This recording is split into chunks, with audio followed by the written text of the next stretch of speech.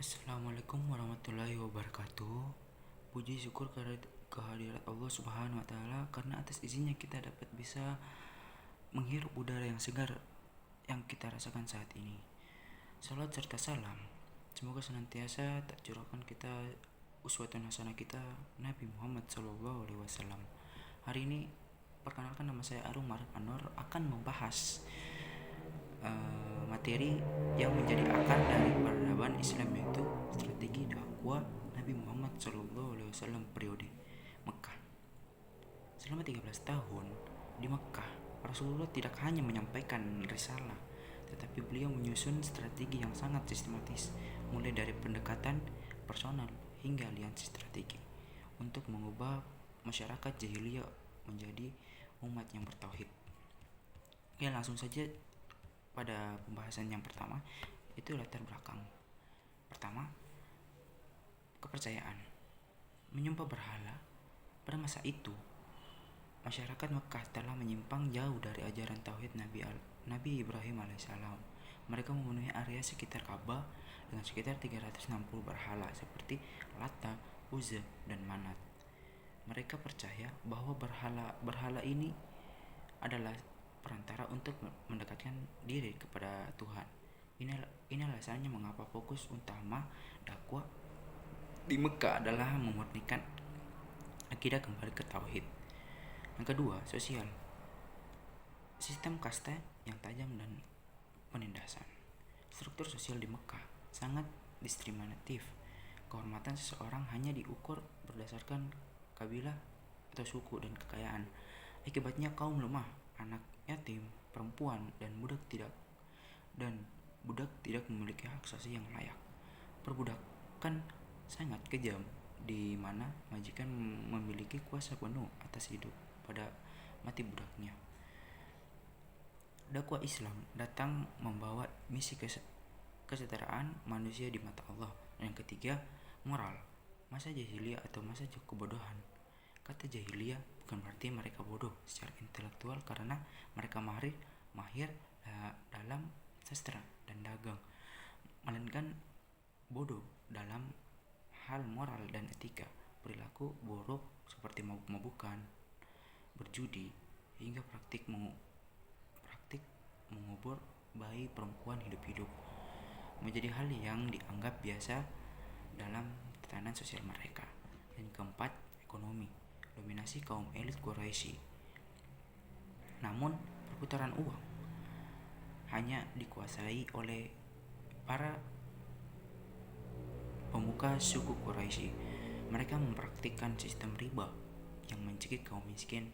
Monopoli ekonomi ini membuat kaum elit Quraisy merasa terancam dengan ajaran Islam karena Islam mengajarkan zakat, sedekah, dan melarang eksploitasi ekonomi melalui riba.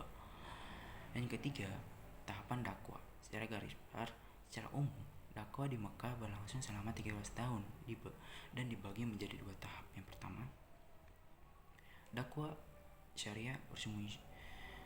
Dakwah syariah atau sembunyi-sembunyi.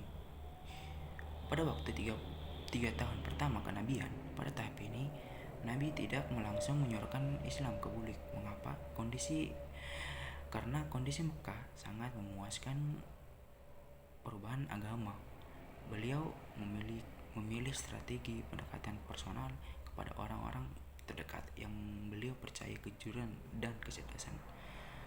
Dan tahap kedua, dakwah jariyah atau terang-terangan. Pada waktu keempat kenabian hingga hijrah tahun ke-13, setelah perintah Allah turun untuk berdakwah secara terbuka, Nabi Muhammad SAW memulai menyampaikan Islam kepada masyarakat luas, peziarah dari luar kota hingga pemimpin-pemimpin suku. Ini adalah fase penuh tantangan fisik dan mental, di mana tekanan dari kaum Quraisy meningkat drastis karena ajaran Islam dianggap mengancam tradisi dan ekonomi mereka. Dan yang keempat, materi yang keempat, strategi 1, dakwah syariah. yang atau sembunyi-sembunyi. Terbagi empat bagian. Yang pertama, fokus keluarga dekat dan sahabat kepercayaan. Dan yang kedua, tujuan membentuk kelompok inti atau asabigunal awalun. Dan yang ketiga, pusat rumah Arkam bin Abil Arkam atau Dalur Arkam. Dan yang keempat, hasil masuknya Khadijah bin Khawalid, Abu Bakar Ashidik, Ali bin Abi Thalib, dan Zaid bin Haritsah. Materi yang kelima, strategi 2, dakwah jahriyah atau terang-terangan. Dia terbagi 3 bagian. Yang pertama, perintah Allah, di mana setelah turunnya Quran surah Al-Hijr ayat 94. Yang kedua, suruhan di bukti syafa. Nabi mengumpulkan kaum Quraisy untuk menyampaikan risalah tauhid secara terbuka. Yang ketiga, dakwah kepada kerabat, mengundang Bani Hashim dalam perjamuan makan. Quran surah Asy-Syu'ara ayat 214. Dan yang materi yang ke-6, strategi 3, penanaman akidah dan tauhid. Yang pertama, ada 3 bagian. Yang pertama, inti dari dakwah periode Mekah. Selama 13 tahun di Mekah, ayat-ayat Al-Quran yang turun atau Makkiyah mayoritas tidak membahas soal hukum waris, tata cara haji, atau politik, melainkan fokus pada fondasi iman. Dan yang kedua, memurnikan keyakinan, meninggalkan berhala, menuju Allah yang Maha Esa. Strategi utama Nabi adalah mengubah paradigma berpikir masyarakat. Beliau mengajak mereka meninggalkan penyembahan kepada benda mati atau berhala yang tidak bisa memberi manfaat dan mudarat, menuju penyembahan kepada Sang Pencipta semesta. Dan ketiga, penekanan hari akhir, kesadaran akan tanggung jawab.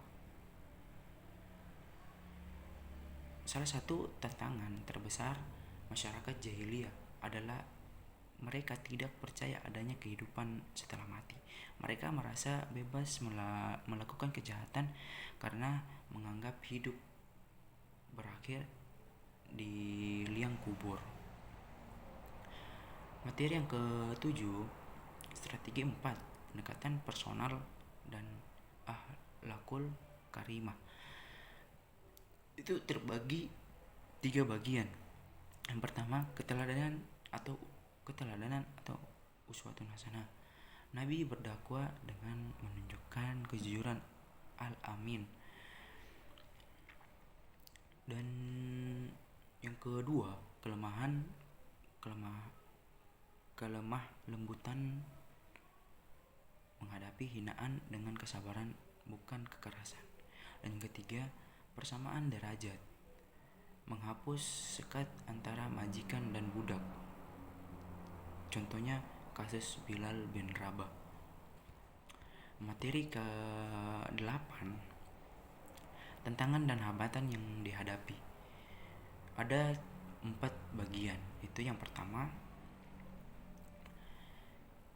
intimidasi fisik, penyiksaan terhadap budak dan pengikut Nabi. Dan yang kedua, boikot ekonomi, pemutusan hubungan dagang dan sosial dengan Bani Hashim selama 3 tahun. Tawaran duniawi, upaya. Dan yang ketiga, tawaran duniawi, kaum Quraisy menyogok Nabi dengan harta, tahta, dan wanita agar berhenti berdakwah. Dan yang keempat, fitnah dan ejekan. menuduh Nabi sebagai tukang sihir atau penyair gila.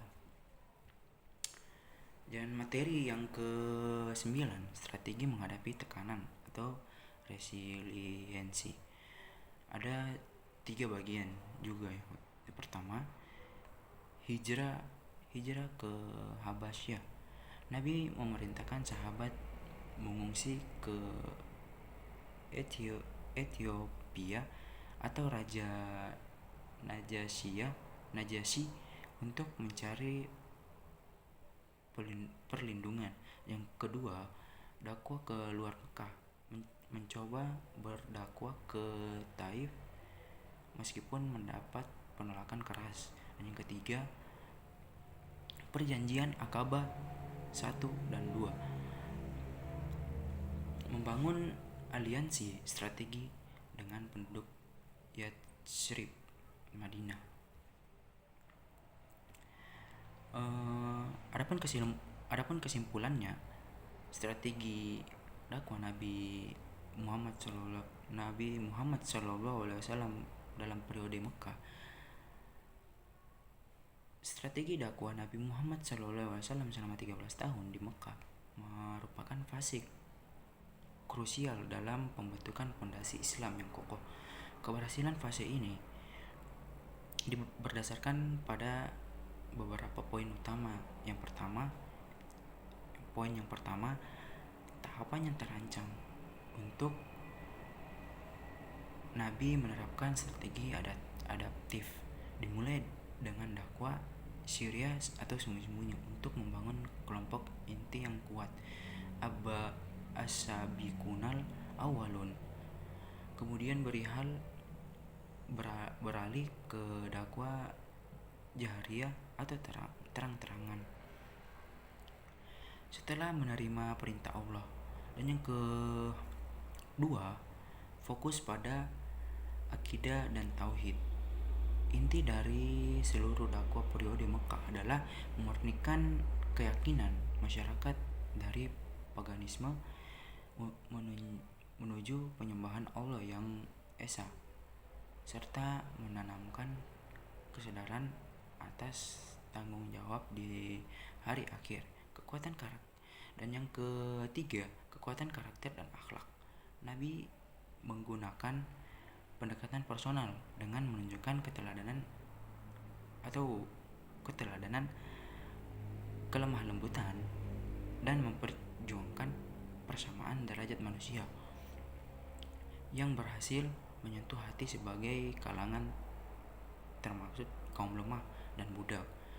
Dan yang keempat, terakhir, resiliensi terhadap tekanan.